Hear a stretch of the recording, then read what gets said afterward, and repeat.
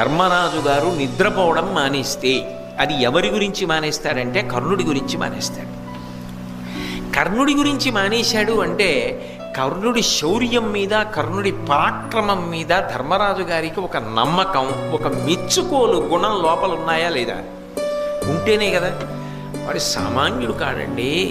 ఇప్పుడు అలా అంటారు కానీ మా తమ్ముళ్ళు భీమార్జునుడు కలసాదేవులు అమ్మో అరివీర భయంకరుడు ఆ కర్ణుడు అన్నప్పుడు ఒక సాటి వీరుడిగా ఒక అభిమానం కర్ణుడి మీద ఉంటుందా ఉండదా? అది కర్ణుడి మీద ధర్మరాజుకుంది. కర్ణుడికి మహాధర్మాత్ముడు ధర్మరాజు. ఆయనకి తెలుసు ఎన్ని అవమానములు చేసినా ధర్మం వదలడం.